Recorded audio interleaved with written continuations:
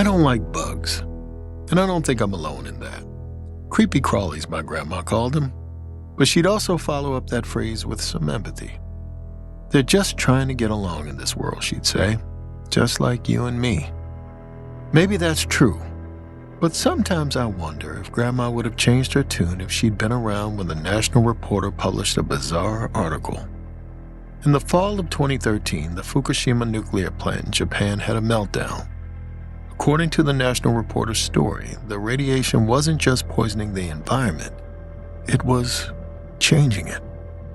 This atomic seepage contaminated a bunch of giant Asian wasps, vicious critters that are already pretty deadly, and made them blow up to about 4 times the size, made their venom instantly fatal, and their attitude a little salty. Guess that's putting it lightly. This article claimed those horrific mutants had somehow made their way to Nebraska and were killing folks left and right. Was it true? Hard to say. The publication is typically a satire mag and the whole thing sounds pretty hokey. I think you can sense that there's a but coming. But last week I got a strange letter from a girl named Caroline, a fan of the podcast.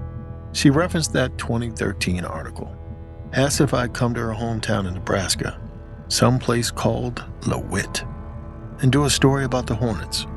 She insisted on meeting me in person. The timing was right. I was waiting on some studio notes for a script of mine. So rather than twiddling my thumbs, I figured I'd have an adventure. We met at a diner in LeWitt the following week, some hole-in-the-wall place on the main drag, if you could call it that. One road with a handful of shops that looked dusty and rarely used. Classic forgotten small-town Americana. The diner had the same vibe. Caroline and I took a booth with torn vinyl seats, right next to a broken jukebox. She sat across from me. She was young, about 16 or so, but somber and steely, with bandages all over her arms and eyes that didn't stop looking at the door. Before I could even order some pancakes, she said she'd been dishonest. She didn't want me to do a story about the 2013 Radioactive Hornet disaster. That was old news. She wanted to tell me about the one that was happening right now.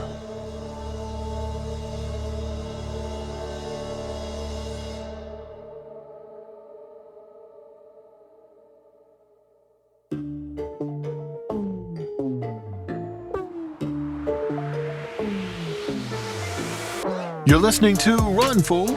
I'm Rodney Barnes, and this is episode 60, Radioactive Hornets, Part 1.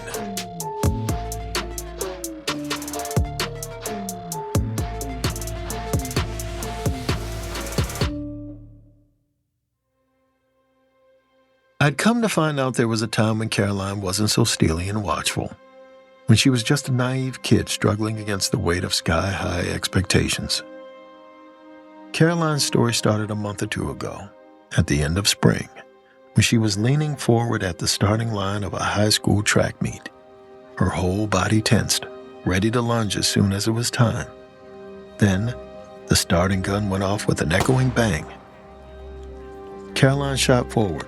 Her spikes flew over the cushy track, eating up the first curve with ease. She raced through the next 100 meters, too, making sure to stay right behind the leader. So they had to waste energy splitting the win while she could conserve. If you haven't already guessed, Caroline was a runner, a really good one. She was queen of the women's high school 800. That's 2 laps around the track, half a mile. Sort of a sprint, sort of endurance, the best and worst of both worlds. So far this season, Caroline had run the fastest time in the entire state, and at least the top 5 in the country. She was destined for great things. Everyone knew it. I have to make sure you know, this was a big deal. No one from LeWitt had ever done anything worth talking about. It meant the entire town was pinning their hopes on Caroline to be their star, their hometown hero, to win states and go to the nationals and compete on the American stage, and then one day, the Olympics. So far, Caroline had handled this pressure with grace, respect, and complete devotion. Take the race she was in right now, for example. It wasn't anything big, just some random dual meet, the last of the regular season. Pitiful competition, but she was still taking it really seriously. Caroline's blood pounded in her ears as she finished the first lap. The bell sounded, indicating she had one more to go.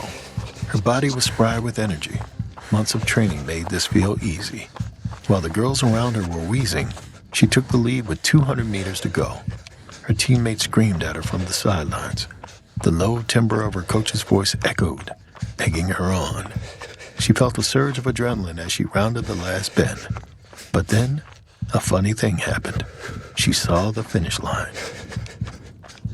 She'd seen it countless times before. Hell, she saw it every time she closed her eyes at night. But this time, it did something to her. She just sort of froze. I can't explain it, you know? Neither could Caroline. Her body was fine. She wasn't tired or losing steam, but she suddenly felt this blind fear that she was going to fail. Her legs locked up, then her arms. Another runner moved past her, then another. She was losing. Her head filled with panic, like a static feedback kind of thing. Then she just stopped. The other runners rolled by. Caroline watched them all finish, one by one. She bent over, panting. She stared hard at the ground because the burn in her lungs and the ache in her legs were nothing compared to the disappointment on her coach's face, her teammates' confusion, and Caroline's sudden anxiety. That she wasn't the person everyone thought she was. It was dark when the meet finished. Caroline rode her bike back through the dark shadows of Leewood's meandering farm country. Worry and disappointment burned through her mind, but the ride helped a little. The cool night tickled her sweaty hair. The dark, inky shadows of the evening concealed the world, making her feel separate from the outrageous disappointment she had just endured. But when she reached the turn near her house, a buzzing sound hit her ears. It got louder, turning into a dull roar. She stopped, glanced up, thinking it was a plane or something. But the sky was clear, just twinkling stars on a carpet of sky. The open plains covered one side of the road, but on the other was a somewhat dense forest. Tall trees. That's where the Moore family lived. They were Caroline's closest neighbors just down the road. The roar seemed to come from their house. Maybe they were running a lawnmower? It was late for them to be doing yard work, though. Caroline decided she was too tired to worry about it, so she got back on her bike and pedaled the rest of the way home. Caroline and her mom lived in a farmstead. At least it used to be a farm when her dad was alive. She and her mom didn't have the appetite for that kind of life, so they'd sold off the animals and leased the land. It was just the house now, which was peaceful tonight, quiet. It didn't seem like her mom, Sarah, was home yet. She worked at the nearby labs on the outskirts of town. Caroline looked around for a note, checked the answering machine, but there was nothing, which was odd. Usually her mom let her know if she was working late. Look, Caroline was dead tired and totally devastated. Losing that race, well, it might not seem like a big deal, but to Caroline, it meant her future was slipping through her fingers. All's that to say, she didn't have 1 ounce of space left to wonder where her mom was. Instead, she stumbled up the stairs and collapsed onto her bed.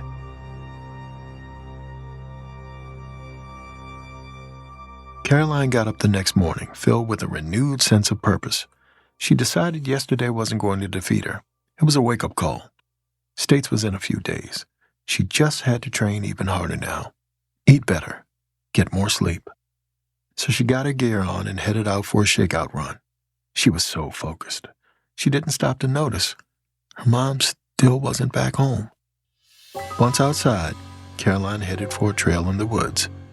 It snaked in front of the Moore's house. When she passed it, the place was dark, quiet. Caroline continued on hammering away at the dirt trail, through the heart of the woods, letting her legs warm up as she hopped over roots and dodged trees. Soon, she zoned out, went on autopilot. She could do this run with her eyes closed. So she was stunned when the path suddenly ended. She stopped short and blinked. Took her a minute to realize it hadn't ended. There was just something in her way. A massive gray papier-mâché egg suspended from the tops of multiple trees, reaching all the way down to lightly touch the forest floor. Now, I said this was massive. I want you to know I mean that. This thing was as large as a one-car garage, which was incredible, because Caroline did this run every day, and this thing, it wasn't there yesterday. It reminded Caroline of a hornet's nest. Her mom removed one from their porch last summer. It had that same kind of gray, papery material. But this one was way too big to have been made by some bug. As soon as that thought entered Caroline's mind, she saw something move at the very tip of the paper egg, the part that hovered over the path. She saw what looked like an arm reach out, or two arms. They were a blackish color and seemed to twitch around like they were looking for something. They were attached to a bright yellow thing, which emerged next. It had fuzz all over it with two inky black oval patches on top. Only a second later, Caroline felt a scream leave her throat, because she just realized what it was. A hornet, the size of a damn shipping container, climbing out of its nest. And it had just seen her.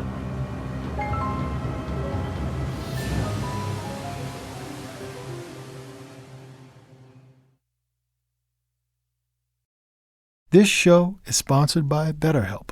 We always hear about red flags, the warning signs to avoid in relationships.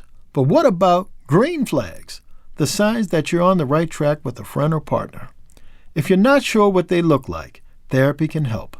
It's a space to identify green flags, practice them in your relationships, and even become the green flag yourself. Like me, I'm the greenest of flags. I've been going to therapy for nearly 2 decades now, and it's made a huge difference in my life, helping me show up better in my relationships both with others and with myself. Honestly, I think everyone could benefit from it. Whether you're dating, married, building friendships, or just working on you, it's time to invest in relationships that love you back. BetterHelp is fully online, making therapy affordable and convenient, serving over 5 million people worldwide. Access to a diverse network of more than 30,000 credentialed therapists with a wide range of specialties. Discover your relationship green flags with BetterHelp. Visit BetterHelp.com/run to get 10% off your first month. That's BetterHelp, HELP.com/run. BetMGM, authorized gaming partner of the NBA, has your back all season long. From tip-off to the final buzzer, you're always taken care of with the sportsbook born in Vegas. That's a feeling you can only get with BetMGM. And no matter your team, your favorite player, or your style, there's something every NBA fan will love about BetMGM. Download the app today and discover why BetMGM is your basketball home for the season. Raise your game to the next level this year with BetMGM, a sportsbook worth a slam dunk, and authorized gaming partner of the NBA. BetMGM.com for terms and conditions. Must be 19 years of age or older to wager. Ontario only. Please play responsibly. If you have any questions or concerns about your gambling or someone close to you, please contact Connex Ontario at 1-866-531-2600 to speak to an advisor free of charge. BetMGM operates pursuant to an operating agreement with iGaming Ontario. Caroline backed away as this dinosaur-like thing emerged from the tip of the nest. Its bright yellow head twitched as its multitude of black legs pulled itself from the hole. A hump of fuzz preceded a black and yellow striped body with a set of colossal wings plastered against it. As soon as the bug was out of that hole, those wings unfurled and started vibrating. A deafening buzz filled the air as the hornet leaned back on its legs. Its expansive wings moved so fast they became a blur. It stared right at Caroline, then opened its pincher-covered mouth and let out an earth-shaking roar. Caroline, she was a runner. And yeah, you can bet she ran. Only now she wasn't on some shakeout. She was sprinting for her life. She wove in between the trees, skipped over roots, barreled through the path that she knew so well.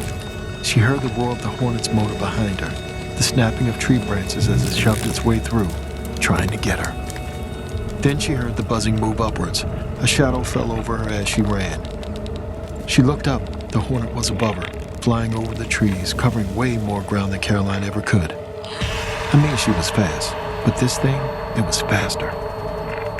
Caroline knew she needed shelter, so it couldn't see her. The Moore's house was close, a few yards away.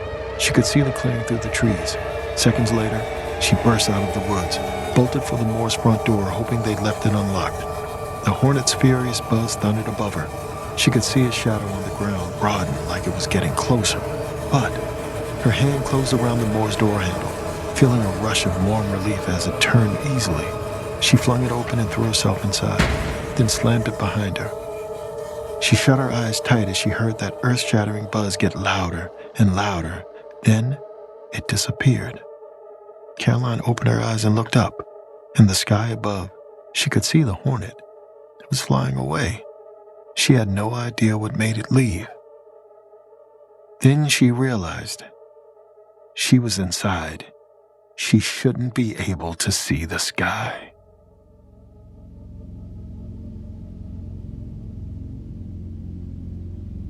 The entire back of the Moore's house was completely gone.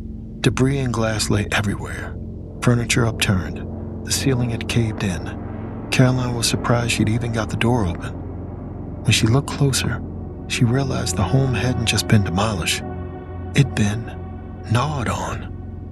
The wooden banister had a series of beach ball-sized divots taken out of, with scrapes on either side, like bite marks.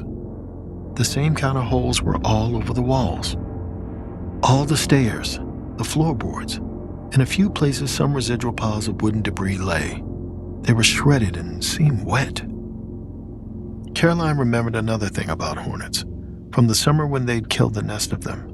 She'd done some research before the massacre, and she knew the queen built the nest from chewed-up wooden pulp. That must have been what happened here. She also remembered hornets don't see well in the dark. Maybe the Moors had their lights on last night, which turned their home into a beacon for that abominable insect. She shuddered at the thought, but it also reminded her, the Moors, where were they? Her legs felt shaky as she moved around the mess. It didn't take her long to find Mr. Moore. He lay in the kitchen in a red shirt, not red, blood-soaked. The man had a massive hole in his belly, a stinger-shaped hole. On either side of the wound, a black substance oozed.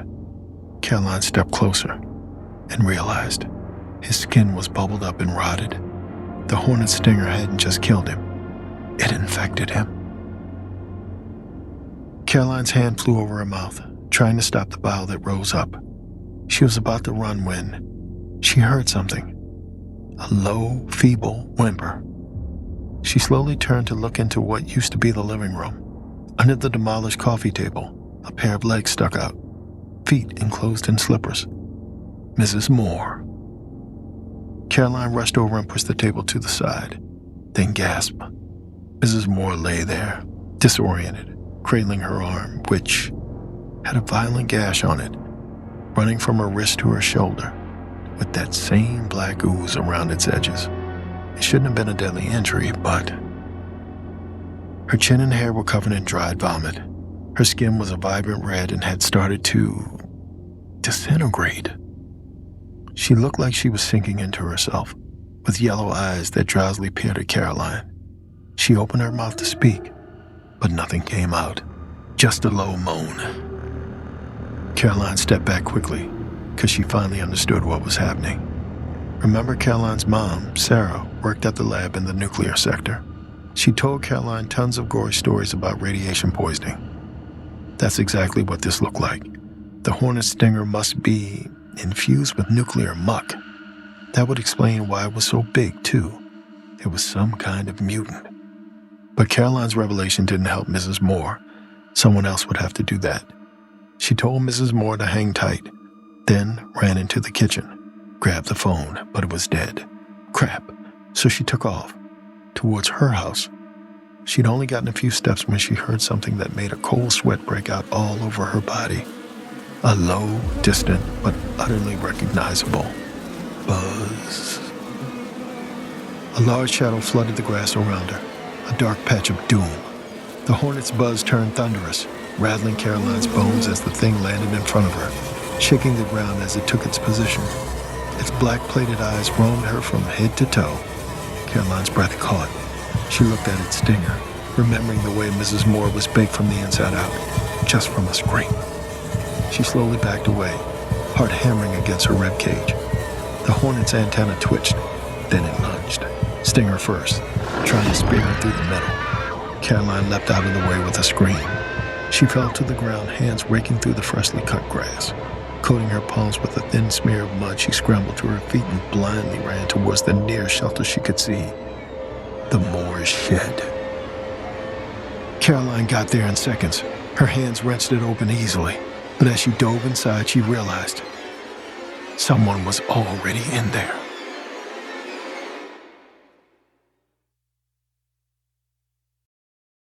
Let's face it, after a night with drinks, I don't bounce back the next day like I used to. I have to make a choice. I can either have a great night out or a great next day. That is, until I found pre-alcohol. Z-Biotics Pre-Alcohol Probiotic Drink is the world's first genetically engineered probiotic. It was invented by PhD scientists to tackle rough mornings after drinking. Here's how it works. When you drink, alcohol gets converted into a toxic byproduct in the gut. It's this byproduct, not dehydration, that's to blame for your rough next day. Pre-alcohol produces an enzyme to break this byproduct down. Just remember to make Z-Biotics your first drink of the night. Drink responsibly, and you'll feel your best tomorrow. Every time I had pre-alcohol before drinks, I notice a difference the next day. Even after a night out, I can confidently plan on going into the studio and recording another Run Fool episode without worry. I kept hearing about pre-alcohol and wondered what it was actually like. Now that I've tried it, I get why everybody was talking about it. And with their GMO technology, Z-Biotics is continuing to invent probiotics that will help with everyday challenges of modern living. Go to zbiotics.com/run to learn more and get 15% off your first order when you use RUN at checkout. The Z-Biotics is back with a 100% money-back guarantee, so if you're unsatisfied for any reason, they'll refund your money, no questions asked. Remember to head to zbiotics.com/run and use the code RUN at checkout for 15% off. Want to own part of the company that makes your favorite burger? Now you can. With partial shares from TD Direct Investing, you can own less than one full share, so expensive stocks are within reach. Learn more at td.com/partial shares. TD. Ready for you. It was her mom. Sarah looked messed up. A huge bleeding gash on her forehead. Her arm hung at an awkward angle. Her lab coat was covered in dirt and blood. Her eyes kept going in and out of focus, like she was on the verge of passing out. Caroline didn't notice any of that. She was already reaching towards her mom, arms open, allowing herself to be folded into that familiar embrace. Warm, comforting, and so safe. Caroline didn't know how much she'd been holding back until that moment. She burst into tears, sobbing in terror as Sarah held her through it. But once Caroline calmed down, her mom gently pushed her away. The two looked at one another.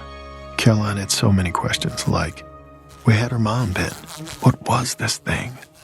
But yeah, there was a huge radioactive hornet literally outside, so there wasn't a whole lot of time. They could hear the thing moving around, buzzing, squeaking, trying to find a way in. Sarah pressed something into Caroline's hand and wheezed out a request. Kill it. It was a nozzle to some kind of hose. That's when Caroline remembered. When she and her mom had gotten rid of that hornet's nest last summer, they borrowed the Moore's insecticide, which they kept in this shed. Her mom wheezed as she tried to explain quickly. The lab was compromised, destroyed by that thing. The FBI and military were on their way, but Sarah didn't think they'd be fast enough.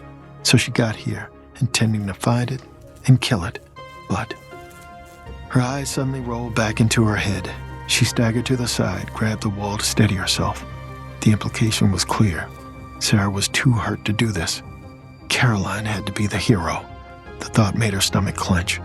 Yesterday's race still weighed on her, eating her up inside, just like that hornet had chomped through the house. Caroline wasn't sure if she was built for big moments, for people depending on her. She was no hero, but she didn't get to ruminate on that too much. The shed suddenly shook. Wood cracked. Caroline tensed. That bug was going to bring this whole thing down. She watched her mom sink to the ground and decided, confidence or not, she had to try. Caroline grabbed the insecticide canister, hose and all, and sprinted outside.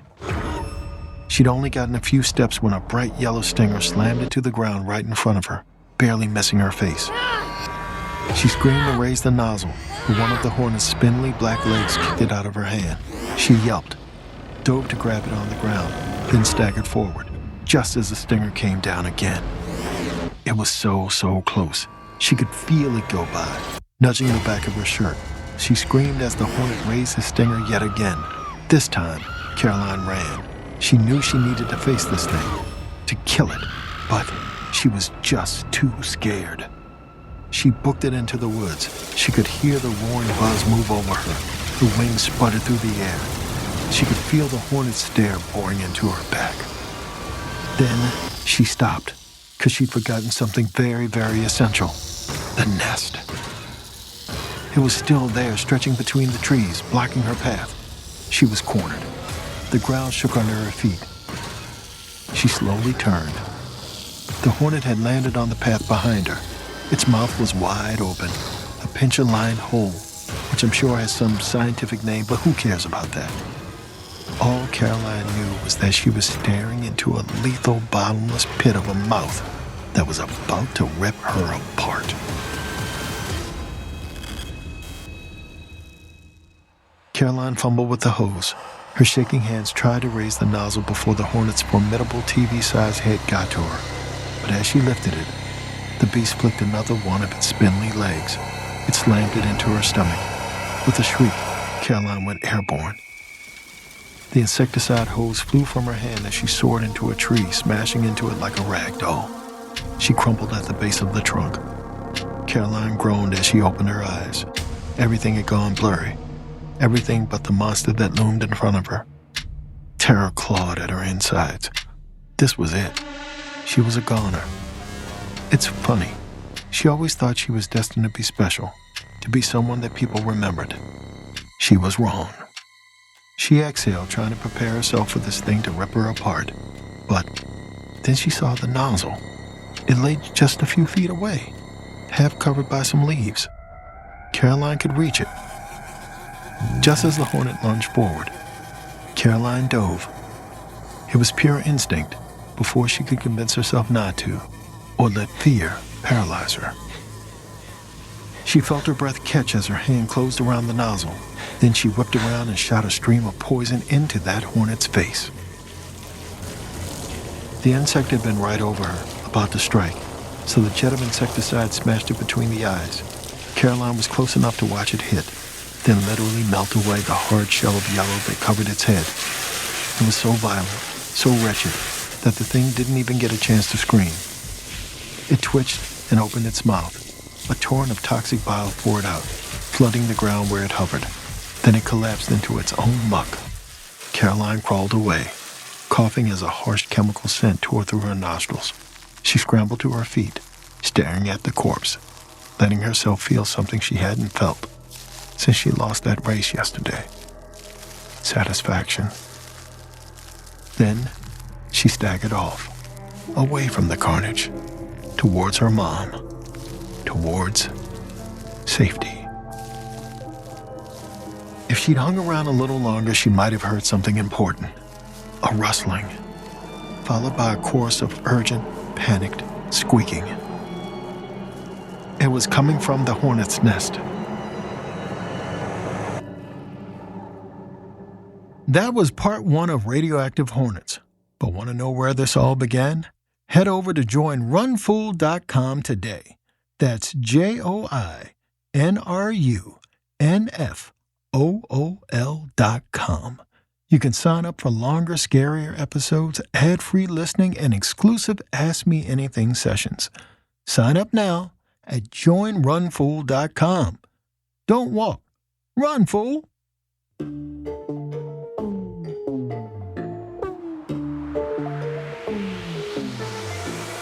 Run, Fool is a production of Ballin Studios, Campside Media, and At Will Media. It is hosted and executive produced by me, Rodney Barnes. This episode was written by Kate Murdoch and produced by Abakar Adan. Editing by Abakar Adan. Sound director, designer, and mixer is Kevin Seaman. Coordinating producer is Avery Siegel. And artwork by Jessica Clarkston-Kiner. Production support by Jeremy Bone and Cole Lacasio. Special thanks to our operations team, Doug Slavin, Ashley Warren, Sabina Mara, and Destiny Dingle. Executive producers at Ballin Studios are MrBallen, Nick Witters, and Zach Levin. Executive producer at Will Media is Will Malnati. Executive producers at Campside Media are Matt Scher, Josh Dean, Vanessa Gregoriadis, and Adam Hoff. Thanks for listening, and see you next week.